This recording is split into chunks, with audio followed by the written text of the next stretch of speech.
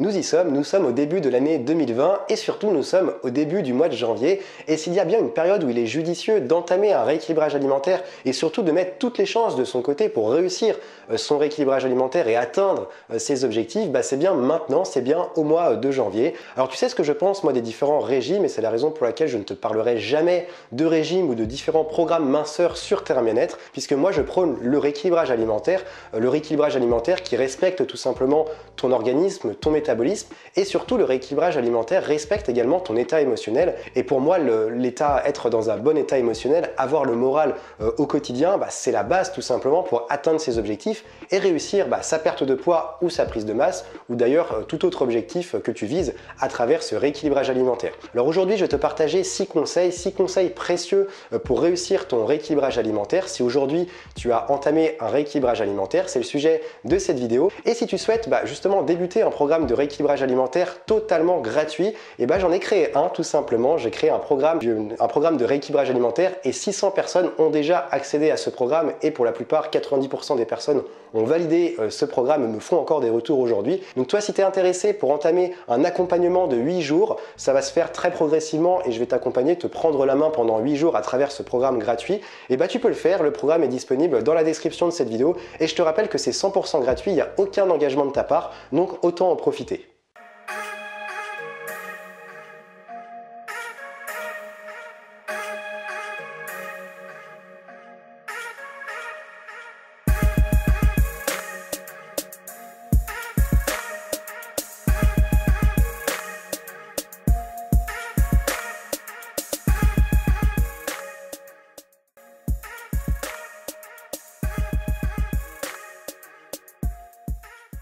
Mon premier conseil pour réussir ton rééquilibrage alimentaire, alors c'est un conseil qui est valable notamment avant de se lancer en fait dans un programme de rééquilibrage alimentaire ou au tout début du programme de rééquilibrage alimentaire durant les premiers jours du programme, c'est tout simplement de faire le bilan. Alors faire le bilan, ça veut dire notamment deux choses. Il y a deux choses qu'il est important justement de respecter. Donc déjà c'est d'identifier, d'avoir suffisamment de recul sur son alimentation actuelle pour pouvoir identifier tout simplement les erreurs que l'on fait au quotidien et c'est également définir son pourquoi,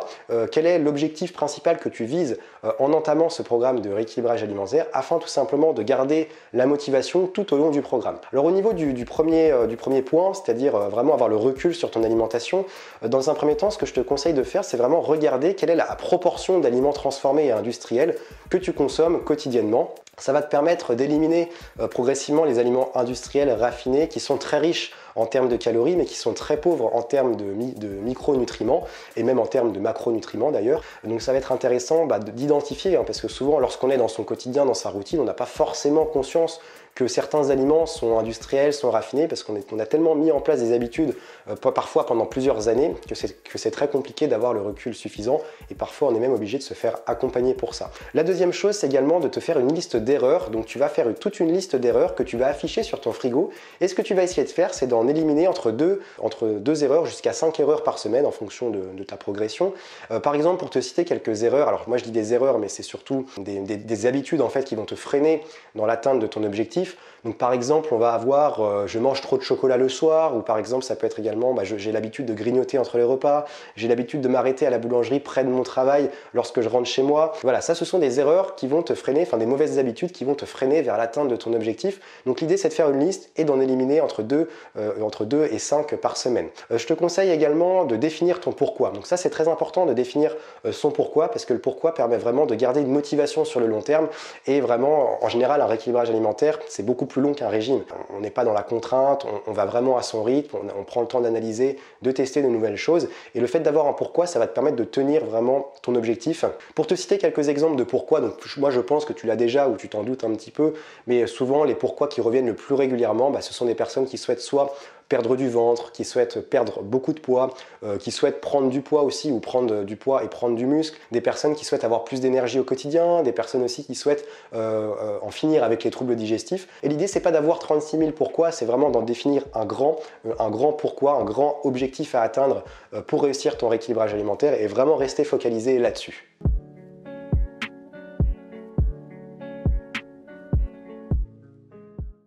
Mon deuxième conseil pour réussir ton rééquilibrage alimentaire, c'est de connaître tes besoins. Alors attention à ce paramètre, hein, puisque lorsque tu entames un programme de rééquilibrage alimentaire, ou même certains régimes, etc., on te dit c'est très important de déterminer tes besoins, de connaître tes besoins. Alors certes, c'est important, mais souvent on te parle uniquement des calories. On va te dire, voilà, pour une femme moyenne sans activité physique particulière, il faut consommer environ 2000 calories par jour. Pour un homme, pareil, sans activité particulière, sans activité physique particulière, plutôt sédentaire, c'est 2700, 2600, 2700. Bon, c'est important de connaître tes besoins, et dans un rééquilibrage alimentaire, même si on ne calcule pas toutes les calories, c'est important d'avoir quand même une idée globale de ce qu'on consomme par jour, notamment si on souhaite perdre du poids ou prendre de la masse, parce que c'est la base de tout, hein, tout simplement. C'est des chiffres qui sont quand même assez importants. Mais il y a également d'autres paramètres à prendre en compte, notamment connaître ton métabolisme, savoir si tu as un métabolisme qui est plutôt rapide, qui est plutôt moyen, qui est plutôt lent, parce que ça va aussi impacter tes repas et la manière dont tu vas consommer tes repas durant la journée. Déterminer aussi ton profil ayurvédique, et ça j'en parle dans mon programme de rééquilibrage alimentaire totalement gratuit. Hein. On en parle et c'est important à la fois pour préparer et avoir une digestion optimale, et aussi pour éviter de savoir quels sont les types de plats qui nous correspondent. Est-ce qu'on doit plutôt aller vers des plats épicés, des plats non épicés? Est-ce qu'on doit plutôt préparer des plats avec des protéines, des lipides, ou plutôt aller vers des glucides? C'est important de déterminer son profil ayurvédique pour savoir justement quelle est l'assiette type, hein, et celle qui va nous permettre d'atteindre nos objectifs. Et si tu veux le savoir, je t'invite à souscrire à mon programme de rééquilibrage alimentaire, parce que ça, on en parle vraiment en détail. Et c'est aussi important de connaître ses besoins si tu es sportif ou sportive, parce que ce n'est pas du tout les mêmes besoins que si on est sédentaire ou qu'on ne fait pas forcément, on n'a pas forcément des dépenses énergétiques très importantes, et quelqu'un qui fait énormément de sport. Forcément, c'est très différent, et les sportifs ont aussi besoin de se supplémenter souvent en minéraux, en vitamines, parce qu'on a beaucoup de pertes, hein, quand on fait du sport, et c'est important de connaître tout ça pour éviter d'être en carence, de souffrir de fatigue, et surtout, encore une fois, de freiner nos chances d'atteindre notre fameux pourquoi, notre fameux objectif.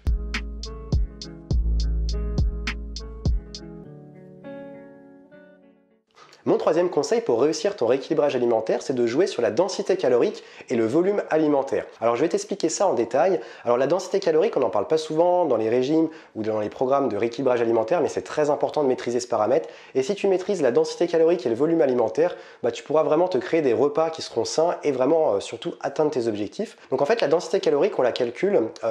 en faisant le nombre de calories par gramme d'un aliment. Donc c'est marqué à l'arrière du produit alimentaire, dans la liste des macronutriments, c'est marqué tout simplement, en général c'est même au tout début, et tu fais donc le nombre de calories pour 100 grammes divisé par 100, et tu vas obtenir un chiffre en général entre 1 et 5. Donc un aliment qui a une densité, enfin même des fois 0,2, 3, un aliment par exemple qui a une densité calorique de 0,3, c'est une densité calorique qui est très faible, et un aliment qui a une densité calorique de 3 par exemple, là on est sur une densité calorique très élevée. Donc par exemple pour les personnes qui ont un gros appétit, qui ont vraiment envie qui entament un rééquilibrage alimentaire mais qui n'ont pas envie de se restreindre en termes de quantité, et on va plutôt aller vers des aliments ou même des aliments ou des repas, des assiettes à la densité calorique très basse pour se permettre d'augmenter le volume alimentaire. C'est-à-dire qu'on pourra se permettre de faire des grosses assiettes, mais tout en ayant une densité calorique très faible, et donc forcément on sera beaucoup plus rassasié, tout en évitant de consommer trop de calories. En revanche, pour les personnes qui ont du mal à manger, qui n'ont pas un gros appétit, ça peut être intéressant du coup d'optimiser la densité calorique et de prendre des aliments sains mais qui ont une densité calorique élevée, afin d'avoir vraiment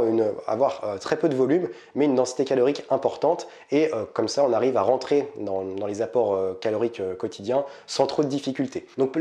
souvent les aliments qui augmentent la densité calorique, ce sont les lipides et les protéines,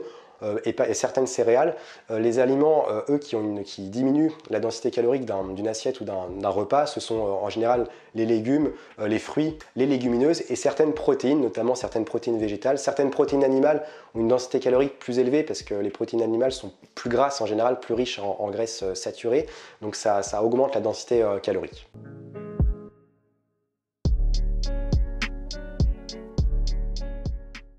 Mon quatrième conseil, il s'agit d'identifier si tu as une réelle sensation de faim, ou est-ce que tu manges tout simplement pour compenser ce qu'on appelle le tampon émotionnel, pour compenser certaines émotions. Alors tu sais que le gros problème de notre société d'aujourd'hui, c'est qu'on a perdu l'habitude en fait de ressentir la réelle sensation de faim. Déjà parce qu'on est dans une abondance alimentaire, on a tout ce qu'on veut et on peut consommer, on peut manger quand on le souhaite, mais aussi parce qu'on est dans une société où il y a beaucoup de stress, beaucoup de sédentarité, parce qu'on dort peu ou parce qu'on dort mal, parce qu'on a pris l'habitude l'habitude aussi de consommer davantage, enfin de manger plutôt par plaisir plutôt que par besoin, c'est-à-dire que lorsqu'on consomme un aliment, on va d'abord regarder le plaisir gustatif avant de regarder vraiment si cet aliment respecte les besoins en macro et en micronutriments dont notre corps a besoin. Donc tout ça, c'est un réel problème aujourd'hui, et ce qui fait qu'il y a beaucoup de personnes qui souffrent de troubles du comportement alimentaire, de TCA, de compulsion alimentaire, et c'est ce qu'on appelle le tampon émotionnel. C'est-à-dire que lorsque ces personnes vont avoir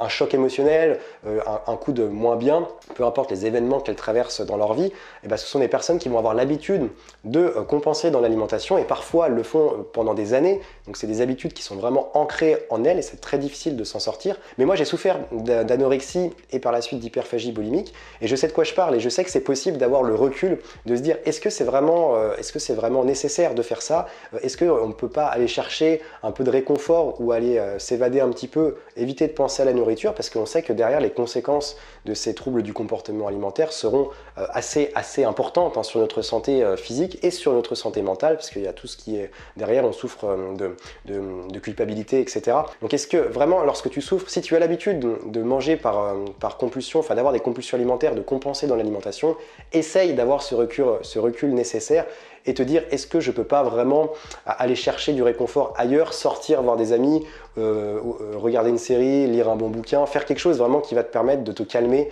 de t'apaiser émotionnellement et d'éviter d'aller compenser dans la nourriture.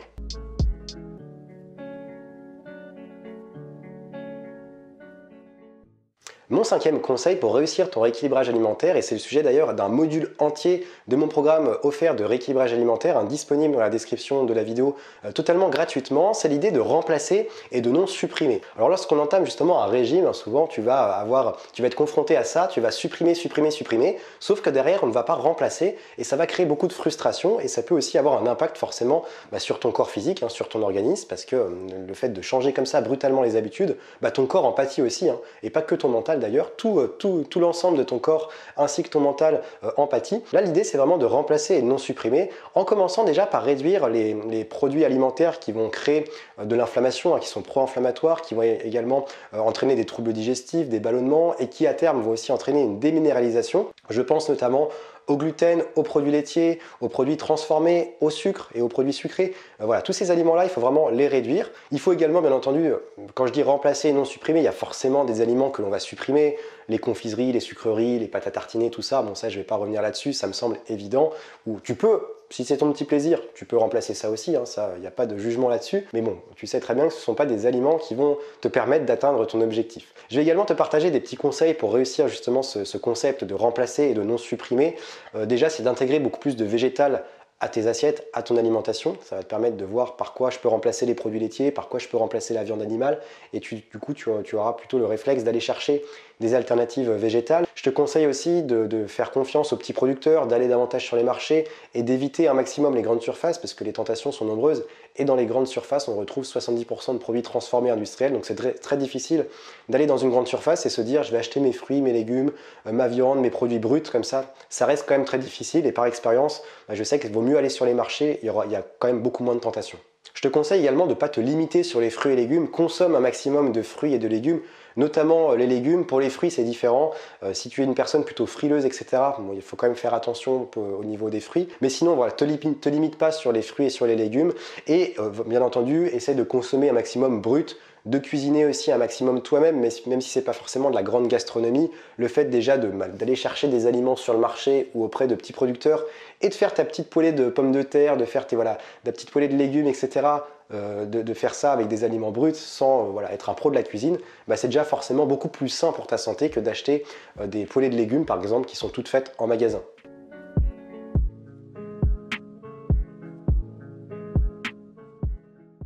Mon 6e et mon dernier conseil pour réussir ton rééquilibrage alimentaire, et ça c'est très important, j'y tiens énormément, c'est de mettre l'accent sur la micronutrition. Alors pourquoi j'y tiens énormément? Parce que déjà ça vient vraiment affirmer les valeurs que je prône sur Terre à Bien-être, parce que je vois beaucoup de personnes prôner des régimes et des personnes qui se focalisent uniquement, enfin quand je dis des personnes, ce sont notamment des coachs ou des personnes qui vendent ces programmes, ces régimes, qui vont dire à leurs élèves, à leurs clients, il faut vraiment te concentrer sur les